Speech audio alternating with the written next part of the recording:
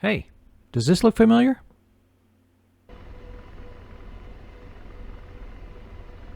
Whoa, Nelly. This isn't going to end well. How about this one?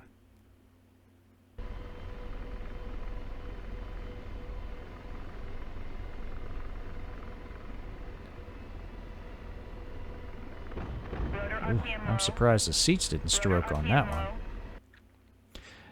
Hey, I've gotten a bunch of requests for tips on how to successfully slow this aircraft down. As you can see here, it's very easy for the aircraft to get away from you when trying to decelerate. It takes smooth, coordinated control inputs to get it slowed to a stop while maintaining control and not letting it bounce off the ground, or worse.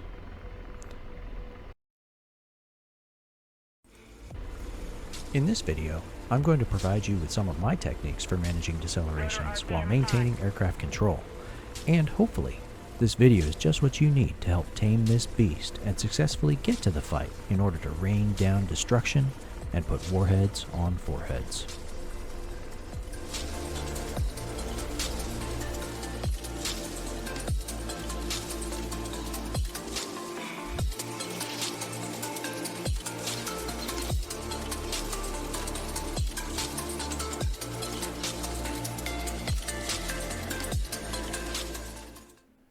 Hey, before I get started with the video, I just wanted to take a quick minute to say thank you.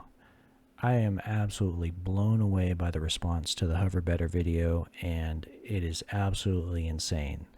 19,000 plus views, over 500 subscribers to the channel, and all based off of one video.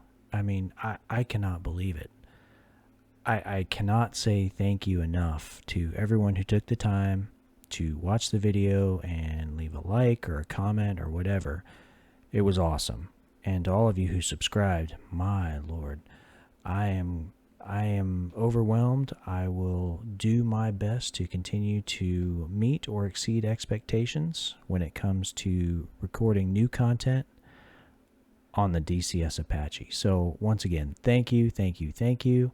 And now for the video. Once again, here we are on the runway at Kutaisi. Before we start flying, we need to understand how the aircraft is going to perform. Normally, we would look at the perf page, or our performance planning card, PPC, to understand what torque setting will be required to hover, both in ground effect and out of ground effect. However, this is DCS, and the perf page is currently not modeled correctly, so we'll just figure this out by doing a quick hover power check. For reference, we are loaded with 38 rockets, 4 Hellfires, and 300 rounds of 30, in addition to roughly 2,400 pounds of fuel. We'll pick up to a 5-foot hover and check our torque.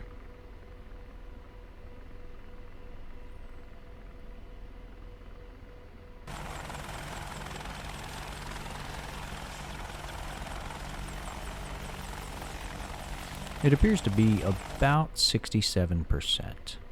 Remember that this is based on not just your weight, but the current conditions in the atmosphere, such as temperature and pressure.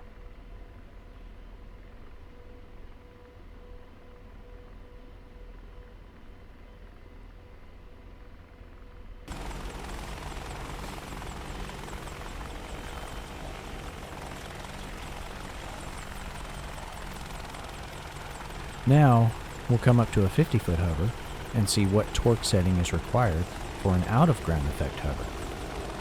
This is important because you're likely not going to be flying in ground effect on your way out to a target, so you need to know how much power will be required to come to a hover when you arrive at your battle position, or, more likely, when you need to just come to a stop.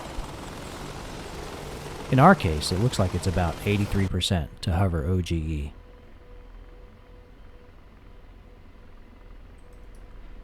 Now we're going to transition into forward flight so I can demonstrate my technique for decelerating the aircraft to an OGE hover.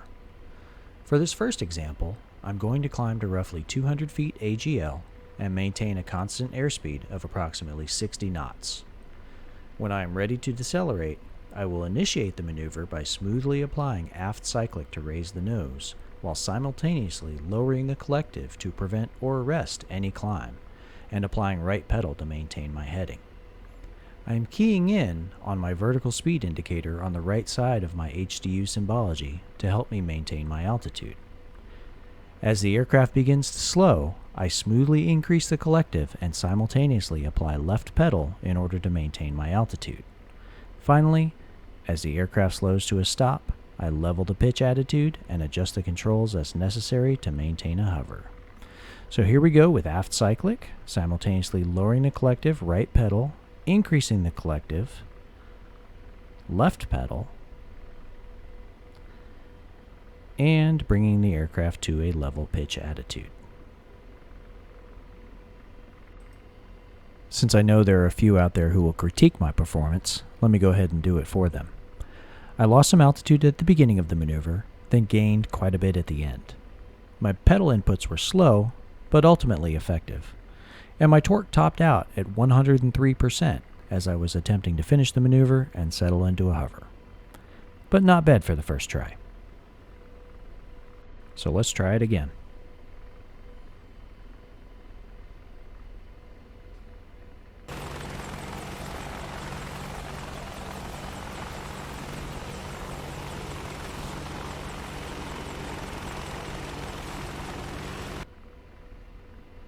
Here comes the aft cyclic, lowering the collective, right pedal, increasing the collective, left pedal, and leveling the pitch attitude of the aircraft.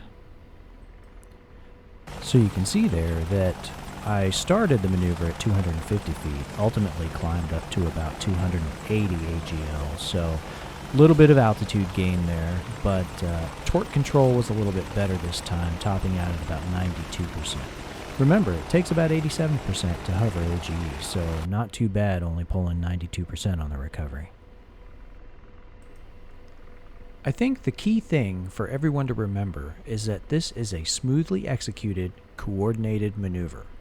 You are moving all of the controls at the same time in different directions, and it takes practice. You can see that I don't do it perfectly, but I do it well enough to talk about it and critique myself. Hopefully, this video helps you understand what you need to do, but actually doing it is up to you.